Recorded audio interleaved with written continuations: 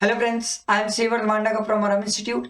आज इस वीडियो में जितने भी सीएस एग्जीक्यूटिव वाले स्टूडेंट हैं उनके लिए जीएसटी के पास एग्जाम के क्वेश्चन करेंगे। इससे पहले मैंने 50 क्वेश्चन तक की एक वीडियो डाल दी है। अब अपन 51 से लेकर 100 तक क्वेश्चन करेंगे जीएसटी के पास एग्जाम के।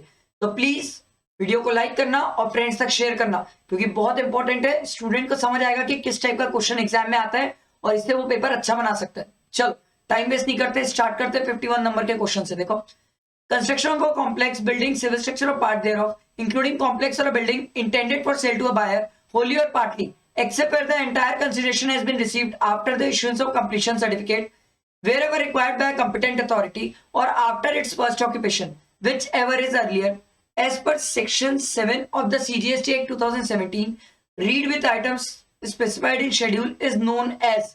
इसको क्या बोला जाएगा सर? आपसे ये पूछ रहा है, ये कंस्ट्रक्शन वाली चीज को क्या बोला जाएगा? सिंपल सी बात है सर, क्या ये सर्विसेज है? यस सर, ये सप्लाई ऑफ सर्विसेज है। बहुत सिंपल है सर। आगे देखो,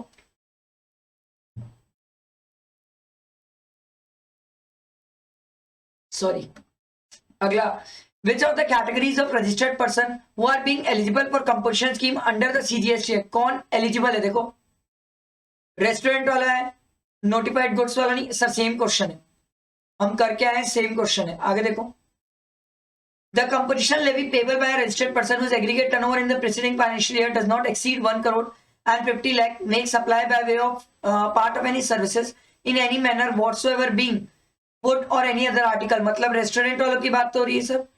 for human consumption or any other drink other than alcoholic liquor for human consumption where such supply or services is for cash or deferred payment or other valuable consideration shall be at the rate of।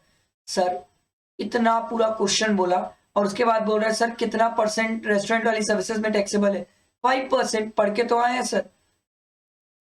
CGST 5%, SGST 5%। अगला देखो, sorry, CGST 2.5%, SGST 2.5%। अगला देखो, the liability to पे GST would be depend on the mechanism the transaction aligned to the supplier who is registered with GST, issue tax invoice, collect GST, pay to the government। The mechanism under GST is known as forward charge। Supplier पे कर रहा है तो forward charge है। आगे देखो, the exempt supply, देखो, the exempt supply has been defined as supply of goods services both which attract a nil rate of tax or which may be wholly exempt from tax and therefore includes non-taxable supply। Which of the following is covered which of the following is covered as exempt supply? क्या क्या चीजें exempt supply में आती है sir? क्या branded आटा वगैरह taxable है? Yes sir. Services by IRDS से भी क्या ये एग्जेम्प्ट है? Yes sir. Services by post office क्या टैक्सेबल होती है? Yes sir. Speed post, life insurance agency services taxable है। Services by the government for transportation of passenger क्या ये भी टैक्सेबल है? Yes sir. तो सर हमारा ऑप्शन क्या हो जाएगा? बी। आगे देखो, the supply of goods and services both where the location of supplier and place of supply are in the same state. अगर सेम स्टेट है तो इंट्रा है, अगर स्टेट चेंज हो जाता तो इंटर हो जाता। आगे देखो, 57, the mechanism of GST council is to ensure dash on different aspect of GST between the central and the state as well as among the states. The chairperson of the GST council is, sir chairperson कौन होता है? Union finance minister होता है। और sir हम GST का main mechanism क्या था? हार्मोनाइजेशन। सिंपल इजी, कुछ ना लॉजिक से भी चला करो सर, थोड़ा सा लॉजिक अप्लाई किया करो। चलो अगला क्वेश्चन देखते हैं, 58। GST is covered under dash legislation which is integrated GST, IGST, compensation cess and central GST। तो सर ये सब किसके अंडर कवर्ड हो जाता है? सेंट्रल गवर्नमेंट, क्योंकि स्टेट गवर्नमेंट तो बीच में आती नहीं है सर IGST और CGST में। तो सर लेजिस्लेशन क्या होगा? 5। कई बार सर सेकेंड वाले ब्लैंक से भी पहला वाला क्लिक कर जाता है सर, थोड़ा कॉमन सेंस अप्लाई करना, ठीक है? एकदम रट्टू टू टाइम मत चलना। GST council is the dash situated under dash for making recommendation on various issues relating to policy making, formulation of principles and implementation of policies under goods and service tax regime, having its headquarter located at, sir headquarter कहां पर है sir? Simple सी बात है, दिल्ली में। GST council क्या apex body है? Yes sir. तो आर्टिकल 279। अब किसी स्टूडेंट को आर्टिकल ना भी क्लिक किया और बाकी तो क्लिक कर गया तो आंसर सर क्लिक कर जाएगा। तो मैं इसलिए ये चीज बता रहा हूँ सर, कई बार स्टूडेंट क्या करते हैं, ध्यान नहीं देते, अगर एक ब्लैंक याद नहीं आया तो वो छोड़ देते उस क्वेश्चन को। ऐसा कभी मत करना, ठीक है? अगला देखो, Supply goods by a principal to his agent, where the agent undertaking to supply such goods on behalf of the principal, and supply of goods by an agent to the principal, where the agent undertake to receive such goods on behalf of the principal, are even without the consideration but are constructed as specified in Schedule 1. क्या माना जाएगा sir? Sir पहली line में ही बोला supply of goods, तो clear है sir, supply of goods तो है सर, बट आगे देखो supply of goods supply of services तो है नहीं सर. क्या ये सप्लाई है? हाँ सप्लाई तो है. Supply and known as deemed supply, क्या ये बात मानी जाएगी? यस सर, क्योंकि शेड्यूल 1 के अंदर इसे डीम्ड सप्लाई माना जाता है. समझ आया? भले कंसिडरेशन नहीं है. अगला देखो, टू और more taxable supply of goods services both being supplied in conjunction with each other are deliberately bundled. Deliberately है तो मिक्स्ड है, अगर नेचुरली बंडल्ड होता तो कंपोजिट होता. देखते हैं ऑप्शन. ये देखो सर, मिक्स सप्लाई. आगे देखो, few activities as specified in Schedule 3 of the CGST Act shall be neither treated as supply of goods or services nor supply of services. Find out from the following activity which shall be neither treated as supply of goods nor supply of services. किसको नहीं माना जाए goods और services? तो देखो actionable claim sir, इसको तो माना जाता है sir taxable. Other than lottery betting gambling, तो sir other than lottery betting gambling बोलेगा तो सर ये शेड्यूल 3 में फॉल कर जाएगा, और शेड्यूल 3 में फॉल किया तो क्या ये टैक्सेबल कैटेगरी में आएगा? No sir. Services from employer employee ये भी कवर हो जाते हैं सर शेड्यूल 3 में. ठीक. अगला, ट्रांसपोर्टेशन ऑफ डिजीज, क्या ये भी शेड्यूल 3 में कवर हो जाता है? Yes sir. Renting of human property taxable है, तो पहला 3 पॉइंट है सर जो शेड्यूल 3 के कारण टैक्सेबल नहीं होते, तो ऑप्शन ए. अगला देखो, section 230 of the CGST act 2017 defines composite supply made by a taxable person to a recipient, and the tax under GST on such composite supply is to be charged at the rate which is applicable to the. Sir composite है तो क्या होता है? Principal supply के basis में tax लगता है, अगर मिक्स्ड होता तो हायर रेट पे लगता. अगला क्वेश्चन देखो, section 10 of the CGST act 2017 contain the provision regarding composition levy having objective to reduce compliance costs for the small taxpayer who are having an annual turnover of less than कितना sir? Composition में limit कितनी है sir? 1.5 crore. तो हमारे पास यही दो option बचे हैं. आगे देखो, in the preceding financial year however in the state of Arunachal Pradesh में लिमिट कितनी है सर? 75 लाख. तो हमारा आंसर क्या हो जाएगा? डी. आगे बढ़ते हैं. A combo pack of cosmetic product comprising of item hair dryer 1500, toothpaste 500, tax rate अलग अलग है. सर क्या ये क्वेश्चन हम बहुत पहले से पढ़ते आ रहे हैं? Yes sir. क्या ये मिक्स सप्लाई होता है? यस सर, हम हमारी बुक में भी पढ़ के आ रहे हैं. अगर मिक्स सप्लाई है तो हाईएस्ट रेट ऑफ टैक्स होगा. तो देखो sir, total value of the combo packing comprising of all item is 2400.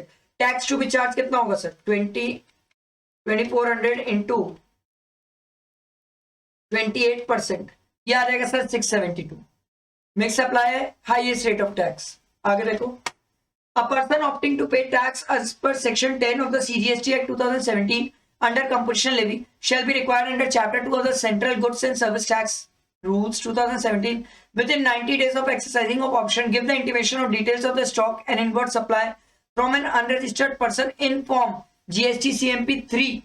इसमें आप डिटेल्स देते हो सर, जितना भी आप स्टॉक परचेस करके आए हो और उससे रिलेटेड आपके पास जितनी इनपुट टैक्स क्रेडिट पड़ी है, क्योंकि सिंपल सी बात है सर, एक बार आप कंपोजिशन ले लोगे तो आपको क्रेडिट तो मिलना नहीं है, तो आप पहले ही डिटेल बता दो कि आपके पास कितनी क्रेडिट पड़ी हुई है. ठीक है. आगे देखो, the government being satisfied that in a public interest it is necessary so to do it may on the recommendation of the council grant exemption from tax as per section 11 as general exemption or a specific exemption.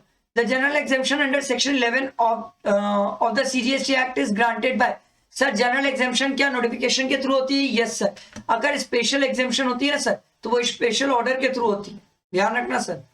अगला, the liability to pay CGST would depend on the mechanism the transition alliance to the supplier who is not registered under GST neither issue a tax invoice not collect the GST.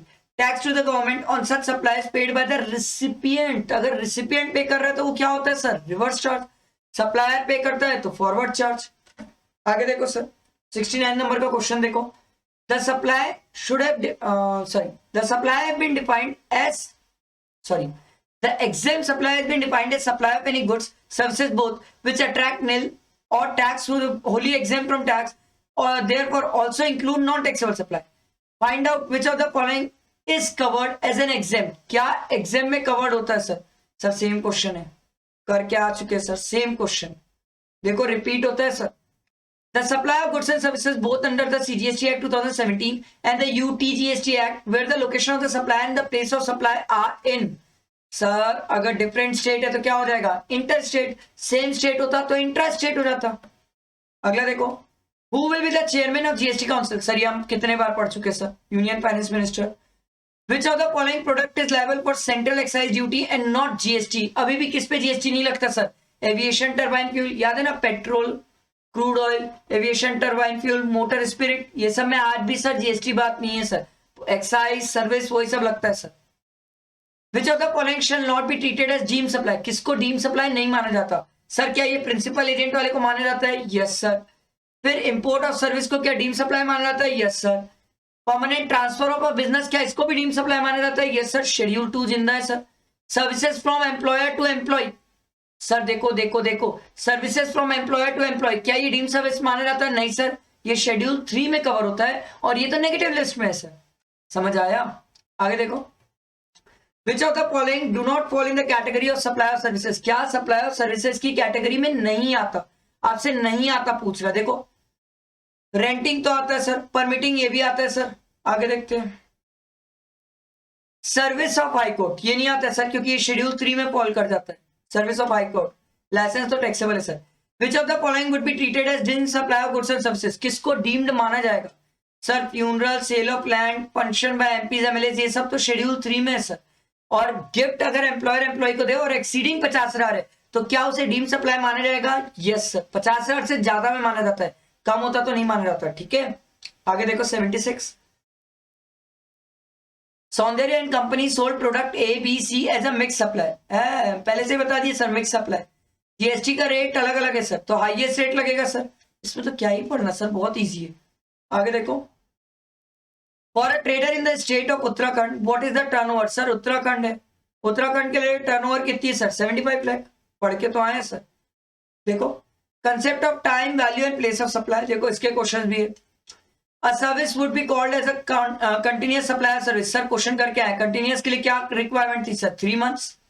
देखो exceeding 3 months थी sir, तब उसको अपन continuous supplier service मानते हैं। अगला देखो, Ram supplied goods to mister Lakshman, the invoice is dated on 30/7/2018, payment 30/10/2018, the goods were dispatch on 5/8/2018, what is the time of supply. Sir अगर goods का केस है तो अपन पढ़ के आए 3 पॉइंट। जिस दिन इनवॉइस इशू किया, कब इनवॉइस इशू किया? 30/7/2018 एज पर सेक्शन 31। इसको इनवॉइस कब तक इशू कर देना चाहिए सर? अगर गुड्स रिमूव हो सकता है तो ऑन और before the date of removal, तो डिस्पैच तो हुआ ना सर, तो सर इसको इनवॉइस इशू कर देना चाहिए था 5/8/2018। तीसरा है सर पेमेंट की डेट। पेमेंट की डेट क्या है सर? 30/10/2018, 30/10/2018। तो हमने क्या पढ़ा था सर? तीनों में विच एवर इज अर्लियर, तो अर्लियर वाली डेट क्या हो जाएगी? सिंपल है सर, 37/2018। आ जाओ सर, ये रहा ऑप्शन। क्लियर? लॉ पता होना चाहिए, आप आराम से कर लोगे सर क्वेश्चन। देखो, which of the following through those show in a bill will not be included in determining the value of supply for the purpose of GST। Sir क्या पैकिंग आता है? Yes sir. क्या discount आता है? No sir. Discount तो हम minus करते, discount तो हम माइनस करते वैल्यू में से। इंटरेस्ट आता है सर, इंस्टॉलेशन आता है। अगला 81 देखो sir, refreshments were supplied on board in an aircraft proceeding from the Chennai to Delhi, it had a stop at Hyderabad, the refreshment were taken on the board at Hyderabad, the place of supply will be. Sir simple सी बात है, ये place of supply कहां पर होगा sir? Hyderabad में, क्योंकि sir Hyderabad में इसको रिफ्रेशमेंट प्रोवाइड किया गया ना। Simple, place of supply Hyderabad. अगला देखो, the time of supply where the goods और services both have been supplied in a situation where the invoice issued before the change in rate of tax but payment received after the change in rate of tax. Sir goods and services have been supplied पहले। अगर goods और services पहले supply, देखो sir ध्यान से सुनो, goods और services अगर पहले सप्लाई हो, ठीक है ध्यान से सुनना, अगर गुड्स और सर्विसेज पहले सप्लाई हो और सर इस केस में इनवॉइस भी पहले इशू हो गया है but payment sir rate change होने के बाद की है, तो उस केस में याद है अपन पढ़ के आए सर, ओल्ड रेट लिया जाता है। ओल्ड रेट मतलब सर इनवॉइस वाले दिन का, क्योंकि इनवॉइस पहले इशू हो गया। तो सर इसका देखो रेट ऑफ टैक्स कब का लेना है, date of issue of invoice. Yes sir, एकदम सिंपल, एकदम सिंपल। क्लियर हुआ? आगे बढ़ते सर। अगला देखो, subsidy given by the central government state government while determining the value of taxable supply. Sir subsidy तो आती ही नहीं है सर, सेंट्रल गवर्नमेंट और स्टेट गवर्नमेंट की हो तो इंक्लूड नहीं होती है, बट अगर थर्ड पार्टी की हो तो सर वो इंक्लूड होती है, अगर थर्ड पार्टी की हो तो। अगला देखो, ABC limited of Mumbai supplied goods to XYZ of Delhi under a contract for goods to be delivered at the factory of the buyers. Goods removed from the factory of ABC on 9/8/2018 were delivered in the factory of Delhi on 16/8/2018. Invoice हुआ है sir issue 18/8/2019 में, and payment of bill देखो sir, simple है यार। अभी तो goods वाला case समझाया था, अगर गुड्स वाला केस है सिंपल है। देखो sir, supplied goods reverse charge वाली तो कोई बात ही नहीं। अगर गुड्स वाला केस है तो सबसे पहला इनवॉइस कब इशू हुआ सर, 18/8/2019। दूसरा, सेक्शन 31 के हिसाब से इसको इनवॉइस कब तक इशू कर देना चाहिए था sir, during the time of removal. तो गुड्स रिमूव हुआ था सर 9/8/2019। तीसरा, पेमेंट की डेट क्या है सर, 29/2019। सर तीनों में विचएवर इज अर्लियर कौन सी डेट हो जाएगी, सिंपल सी बात है सर, अर्लियर ये वाली डेट हो जाएगी। तो हमारे लिए डेट क्या होगी सर, 9/8/2018। समझ आया? बहुत सिंपल है सर, बहुत ही सिंपल है, एकदम सिंपल है। आगे बढ़ते देखो,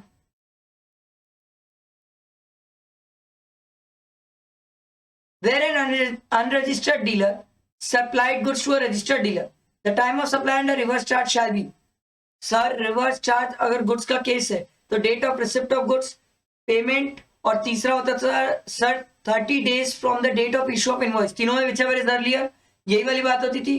तो सर देखो, date of receipt of goods ठीक है, date of supply of goods ये होता नहीं था, डेट ऑफ लोडिंग पढ़े नहीं है, डेट ऑफ इंटीमेशन पढ़े नहीं है, तो अभी तो यही मानेंगे, 85th का ए ही मानेंगे। आगे देखो, 86, Ram and company of Delhi has taken a contract of supply of goods in a new Delhi Mumbai Rajdhani express. देखो sir, and the supply of food in the train has been taken on a board at Kota in Rajasthan from Agrawal Food and Caterers. The place of supply in such case shall be।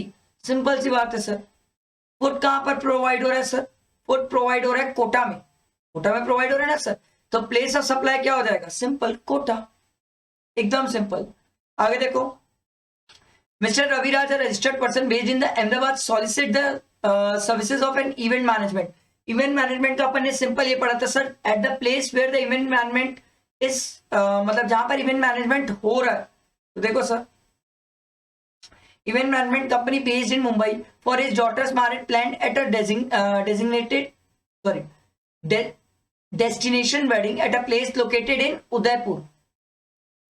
तो sir place of supply क्या होगा, उदयपुर। और sir क्या state change हो गया, yes sir, तो क्या IGST apply हो जाएगा, यस सर। आगे देखो, ABC Limited supplied goods to XYZ Limited under a contract। एक सेकेंड, क्या ये बंदा रजिस्टर्ड है, यस यस यस, ये बंदा रजिस्टर्ड है। अगर ये बंदा रजिस्टर्ड है तो उस केस में सर सिंपल सी बात है सर, होगा यहां पर उदयपुर नहीं होगा सर। अगर ये बंदा रजिस्टर्ड है तो ये उदयपुर नहीं होगा सर, उस केस में फिर ये अहमदाबाद हो जाएगा, जहां का ये बंदा है।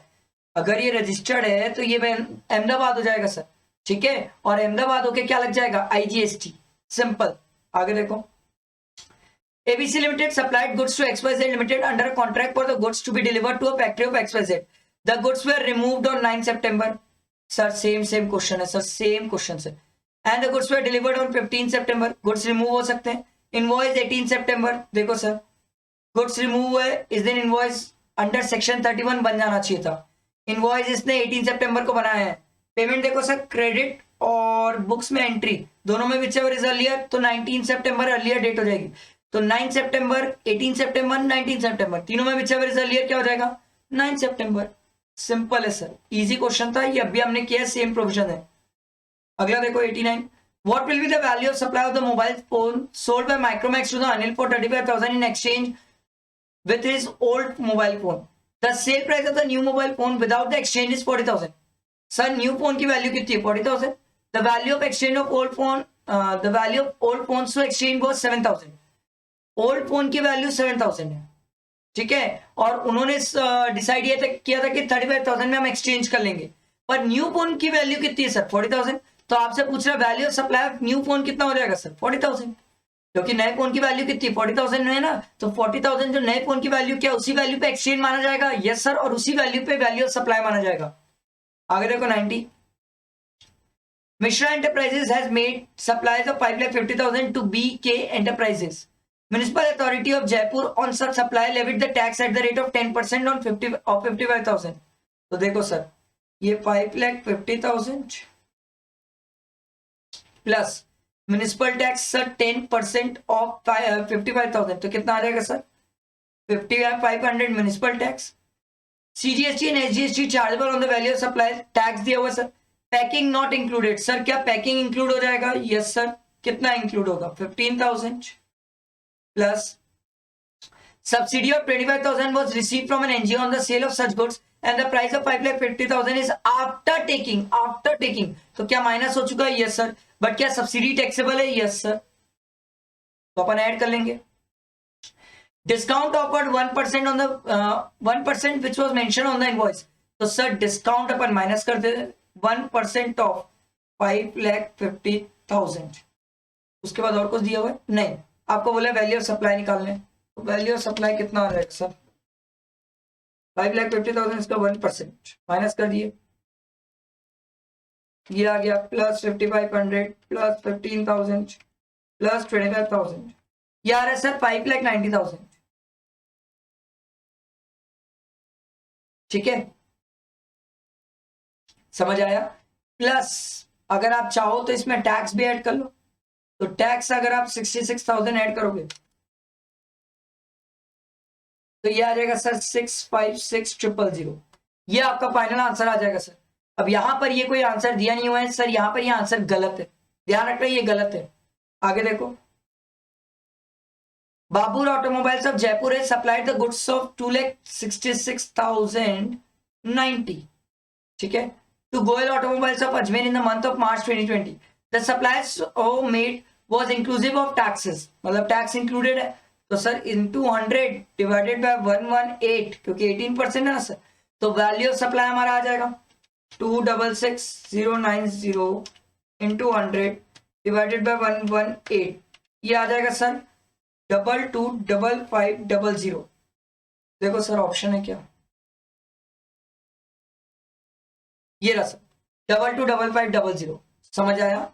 आगे देखो, Ramiz Ahmad unregistered person in Lucknow engages the service of an event manager. Sir यहां पर अनरजिस्टर्ड पर्सन है. अब अगर ये अनरजिस्टर्ड पर्सन है तो सिंपल सी बात है सर, जहां पर इवेंट हो रहा है the place of supply shall be event. कहां पर इवेंट हो रहा है? जयपुर में. और सर अगर जयपुर में हो रहा है तो लखनऊ से जयपुर, क्या स्टेट चेंज हो गए? यस सर चेंज हो गए. तो उस केस में क्या IGST की बात आ जाएगी? Yes sir. आगे देखो, the place of supply in case of passenger transporting services as defined in section 12 section 12 subsection 9 of the IGST Act 2017 provided to a registered person shall be. Sir अगर place of supply in case of passenger transportation, तो ये तब से माना जाता है sir place where the passenger embarks on the convenience, जहां से वो चलना चालू है सर. ठीक है, अब ध्यान देना सर, यहां पर एक गलती होने के मेरे को स्कोप लगते हैं सर. ठीक है, देखो पैसेंजर ट्रांसपोर्टेशन सर्विस बोलेगा तो sir location of registered person. अब यहां पर सर अगर पैसेंजर ट्रांसपोर्टेशन के लिए फूडिंग वाली सर्विसेज बोलता तो ये ध्यान रखना सर, जहां पर एम्बार्क हुई है पैसेंजर सर्विसेज, जहां से चलना चालू हुई है, वहां से अपन मान लेते प्लेस ऑफ सप्लाई. आराम से आराम से. अगर पैसेंजर ट्रांसपोर्टेशन वाली बात है तो sir location of such registered person, वहां से मान लिया जाएगा GST सप्लाई हुआ सर, प्लेस ऑफ सप्लाई माना जाएगा. पर सर अगर फूडिंग वाली बात हुई तो place where the passenger embarks on the convenience, वहां से फूडिंग के केस में प्लेस ऑफ सप्लाई माना जाएगा. समझ आया? आगे बढ़ते देखो, ATOZ Limited supplied goods from its factory to Bikaner to PQR Limited under a contract for the goods to be delivered at the factory of PQR. Sir same question है यार, देखो सर डेट भी change नहीं हुई है, 9 सितंबर वही 15 वही 18। Sir question same है, कर सकते हो। अगला देखो sir 95 the time of supply as per CGST under reverse charge shall be, ये तो अभी मैं आपको पढ़ाया था sir, same question. Date of receipt, payment और 30 डेज तीनों में विच एवर इज अर्लियर खेलते हैं सर, तो ऑप्शन क्या हो जाएगा डी। अगला देखो an advance of 75,000 was received on 25 August 2019 as per against the services rendered on 12 September for the value of 3 lakh. Invoice was issued on the same day being 12 September 2019. Invoice उसी दिन issue हो गया। Sir क्या ये advance वाली 25 अगस्त को ही sir taxable हो जाएगी? यस सर, उस दिन टाइम ऑफ सप्लाई मान लिया जाएगा। और जो बचा हुआ बैलेंस 2,25,000 है, इस केस में सर अपन क्या देखेंगे? इनवॉइस और payment which ever is earlier. पहले तो आप ये चेक करना क्या इनवॉइस 30 डेज के अंदर इशू हो गया? यस सर, इनवॉइस इशू हो गया क्योंकि 25 अगस्त से 12 सितंबर है, इनवॉइस 30 डेज के अंदर इशू हो गया। तो invoice and payment which ever is earlier, तो क्या हो जाएगा sir? 12th।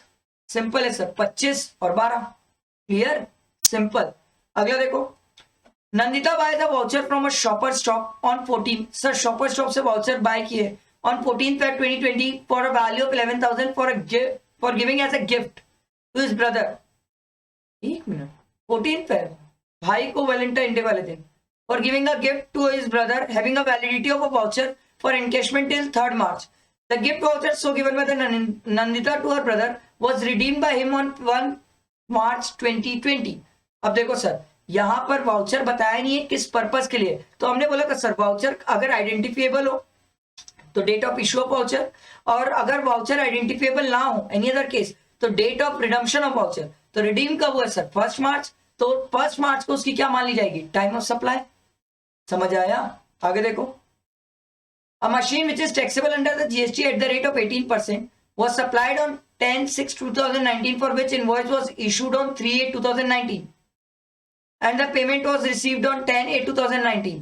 The rate on the machine meanwhile was changed to 12%। ओ भाई एक मिनट सर, रेट कब चेंज हुआ? 1/8/2019। आराम से देखो रेट चेंज होने की डेट है 1/8/2019। ठीक है, ये सर सप्लाई कब किया है? सप्लाई किया है 10/6/2019 को। तो सर सप्लाई क्या रेट चेंज होने के पहले वाले डेट से हो गई है? यस सर, बिफोर हो गई है। तो सर क्या हम इस केस में ओल्ड रेट ही लेने वाले हैं? यस सर, बहुत सिंपल है। Where the invoice was issued by the supplier on 3/8/2019। हो आराम से देखो इनवॉइस कब इशू हो रही है सर? 3/8/2019। अरे बाबा क्वेश्चन में ट्विस्ट है। इनवॉइस इशू हुआ है सर 3/8/2019। तो सर क्या रेट के बाद की डेट है? Yes sir. अब तो पेमेंट देख लेते हैं सर, क्योंकि पेमेंट की डेट बच गई है। पेमेंट की डेट है 10/8/2019। 10/8/2019। तो सर इनवॉइस और पेमेंट क्या बाद में? यस सर, बाद में। और अगर इनवॉइस और पेमेंट बाद में और सप्लाई बिफोर हो गया तो सरकार बोली भैया इस केस में फिर अपन क्या करते हैं? बाद वाला रेट ले लेते। तो बाद वाला रेट कितना है सर? 12%। समझ आया? अच्छा क्वेश्चन था सर। सप्लाई पहले हो गई थी, इनवॉइस और पेमेंट बाद में हुआ, तो सर बाद वाला रेट लिए। अगर इनवॉइस और पेमेंट दोनों में से एक भी चीज पहले हो जाती तो अपन पहले वाला रेट ले लेते। समझ आया? अगला क्वेश्चन देखो section 15 of the CGST Act read with the CGST rules state that the value of a taxable supply under GST is transaction value. Further, section 15(3) of the CGST Act defines item not to be included in the transaction value. Find from the following which shall not be included in the determination of value of taxable supply. किसको include नहीं करेंगे sir? अभी तो पढ़े हैं discounts. Last question, Dhanvarsha is the lottery authorized on 21st March 2020 by the Rajasthan government, having a face value of the lottery ticket 500 each. The draw of the lottery is to be scheduled on the held on the occasion of Diwali festival in November 2020. The value of supply of one lottery ticket under Rule 31A of the CGST shall be taken as, याद है अपन पढ़ के आए थे, face value into 100 divided by 128।